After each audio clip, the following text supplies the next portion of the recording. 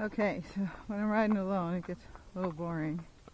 And so I might as well talk to you and teach while we're going. So let's talk about spooky horses. Now the horse I'm on, he's not spooky at all. And I wish everybody could get horses like this, but I know some of you can't find them. Some of them can be very expensive because who doesn't love just sitting here and not having to pay attention the whole time, right?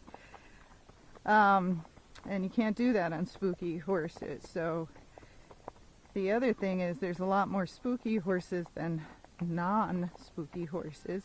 And why is that? And that's because, over the years, which horses would survive? The ones that didn't spook and then got eaten by, coyotes and wolves and those things, and mountain lions, are the ones that spooked at the slightest inclination and took off, so they never even saw the predator at all. They were long gone before that predator even got close. So if you watch the Animal Channel, you'll see how the predators sneak up on the animals, right? The animals are grazing in a herd, and there's predators around all the time, but it's when they change to being an active predator, one that needs some food, to the predator that's just hanging out drinking water, that then all of a sudden the horse changes, or the zebra, the buffalo changes in their actions, and now they're wary because they know they're going to be eaten. So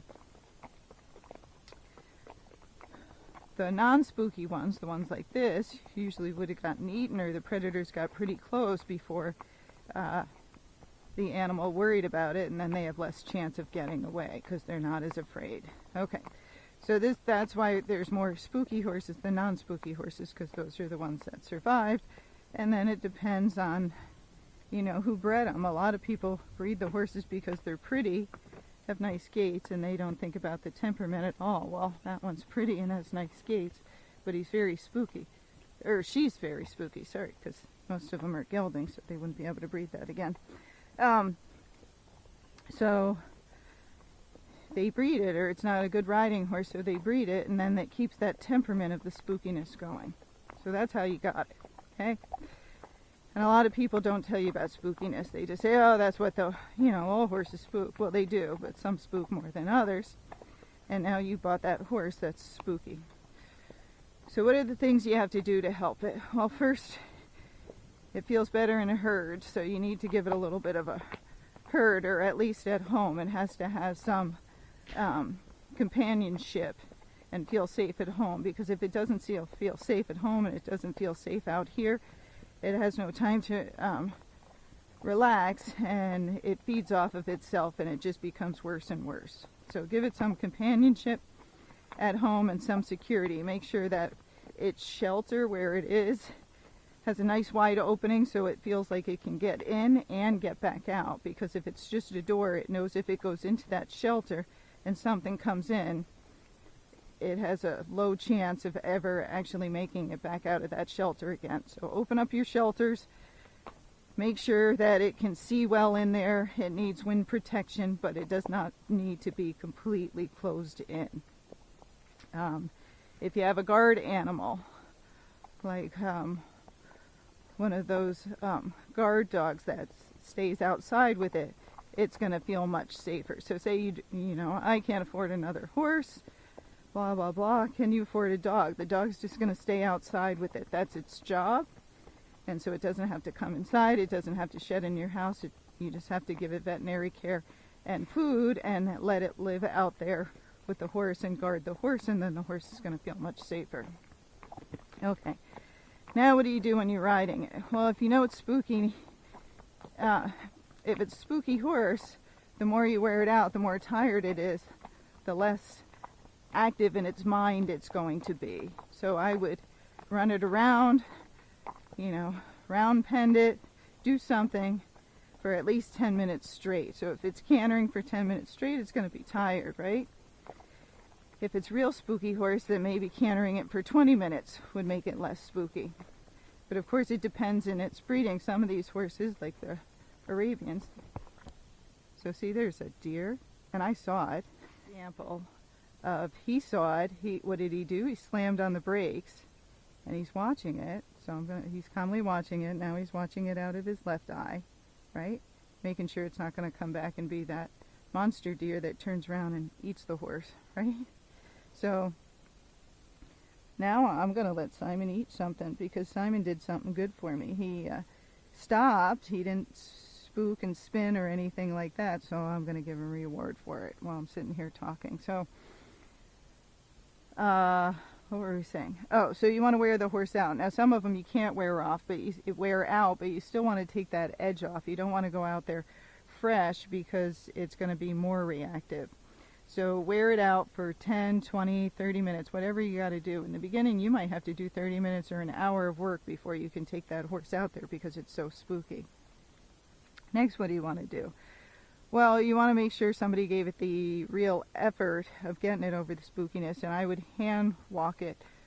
Well, I would desensitize it as much as I could at the barn, walk it around the barn, get it used to everything, and then I would do the same thing on the trail. I would hand walk it.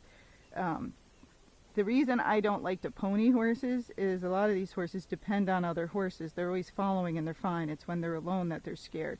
So I want them to believe in me, so I'm going to hand walk the horse out there, but I'm going to hand walk it and keep the horse behind me and make sure it respects me, so when it sees something it doesn't spook and run over the top of me. And if it did run for it, I'm going to try to stop it, and then I'm going to back it up, and then we're going to follow that scary animal, unless it's a mountain lion. We know we don't see as many of those. So then I'm going to follow the animal till they get over it, so they start to realize that every time they spook, they actually have to go towards the animal instead of getting away from it. Okay? So once you've hand walked it and you've been out there, you've done this maybe a couple of weeks, and it's seen a lot of different stuff, then I'm going to start to ride it out there. Okay, now we're going to go, Simon. So I'm going to ride it, and just like you saw me do with the turkeys, I'm going to ride towards the scary things and try to push them away. But you have to be ready that if the horse spooks, you're not going to go flying. So what do? I'm going to ride with a short rein, because if I ride with a long rein, like this, it can do lots of stuff, and I'm not ready. So I'm going to ride with a short rein, and I'm going to keep my hands wide, so that way if he starts to spin, I can pull right or left pretty quickly, like out to the side, like that, or out that way. Or I could do a one rein stop if I wanted to. The other thing I'm going to do is sit back on my seat pockets, because that way if the horse spins, I'm less likely to fall off. So the farther I sit back on my seat pockets, the safer I'm going to be. Then I'm going to give the horse little jobs to do, so I might give it a little serpentine. Because if I don't keep that horse's brain active thinking on me, he's going to be thinking the whole time about creatures out there. And what he's going to do is, a lot of them, look, they're like, oh, did you see that? There's a bird in the tree. Oh, did you see that? There's a deer over there. Oh, did you see that? There's a snake. Oh, look, there's a bunny rabbit. And they're just showing you everything they're scared of. And what do? You start looking. You start going like this. And then you start becoming spooky. And now you got two of you scared out there. So you got to get his mind active, give him something to do. So I'm serpentining. Now I'm going to do some leg yielding, because I got a fire trail. And as much as I can, I'm going to try and stay on these wider trails. There's somewhere there's no drop-offs, because if there drop off, I'd be scared too, that if it's spooked, you're going to go flying off the edge. So take your horse to somewhere that's open and kind of flat, so you can see the things coming. It'll give you plenty of time, and there's room to work with. But again, if I see something spooky, I'm going to try and go towards the object. Now, some of these horses you do have to get after, and you got to put enough pressure on them to get them listening to you and going forward towards the object. And yeah, it might be a lot of pressure in the beginning, but in time, if the horse has some sanity, so we know some of them might not, they won't be as scared, and they'll start going towards the object with you. But some of them, they're so spooky and scared that you kind of have to be like, hey, dude, we're going to do this no matter what. And the more you spook, the more trouble you're going to get in, and the more work I'm going to give you to do. So if I saw something in my horse I knew was going to spook, what might I do? Well, I might disengage his hind quarter to the right, and then do it to the left, and to the right, and then to the left, until I get that horse's attention and I feel that I have control. If I just wait and stare at that thing and do anything ahead of time, it's going to be a worse situation because he might spin around and run. The reason I'm going to disengage his hindquarters instead of his front end moving around is if I keep him from planting those back feet, one, he can't rear up, two, he can't run away because he can't get to his power. He's got to plant both feet to power off. And if I keep spinning those back legs around, well, then he can't run as fast. And it also gives me the option that if it's something really bad, I can jump off. And so you want to know how to do an emergency dismount as well. Okay? But I try to keep their mind occupied as much as I can. Now, if it's not going well, you're not making any improvements, you make sure it's not you. Every time you see a scary object, the first thing you want to do is this. Breathe. You want to breathe through your mouth and try to relax your body as much as you can and sit back. Because if the first thing you do is this, and you relax, the horse goes, hey, I guess I shouldn't worry. I don't feel any tension up in the saddle. She doesn't seem to care. She's not afraid. But if the first thing you do when he gets scared is clench up and you pull on him and your arms pull and your legs tighten up around his belly, he starts thinking there's a predator on his back. He sees one coming and then he feels this tension on his back and then he wants to get away from it all, and so they run. They spin and run and they run towards home. Next thing they might do is buck. And why would they buck while they're running away? Well, because the less weight on the back, the faster they can run. So they're going to get you off their back and they're going to run home as fast as they can because that's where their buddies are and that's where they feel safe. So if they do turn and go, you got to know that how to ride a buck and to get their head up in that air and lean back as far as you can and keep them from bucking. And then you want to pull, let go, pull, let go. If you just pull with a death grip, you got 1,000 pounds pulling against you, it won't work. So you got to pull as hard as you can, let go. Pull as hard as you can, let go. You can do it with one rein, both reins, you can alternate. But you want to do something to try to get that horse to slow down. And again, all these things I practice in the arena. I make sure I have a good hoe on my horse before I go on the trail. I make sure I have a good backup. He knows all his turns. He knows how to move off the leg. And so I can control him out there if something comes up. If you don't have all those things, you don't have a good hoe, you don't have a good steer, you can't disengage his hindquarters, your horse won't back up. You don't have a lot of defensive moves out there. So make sure you get all those things first. Now some of it, no matter what you do, the horse is still spooky. You can try calming supplements and don't just think, oh, I gave him one, that stuff doesn't work. Sometimes you got to go through 3 or 4 of them to find out which one works for your horse. But usually you'll find something. There's Chinese herbal treatments you can try. There's different things, or you can ask your vet, but you want to stay safe. And then the last thing is you got to put lots of rides on them, so you might have to get a trainer to ride them. And if that trainer has that horse for a couple of months and they say, hey, this horse is still a spook, you got to make sure, one, it was a good trainer, they have lots of experience, good reputation. I'm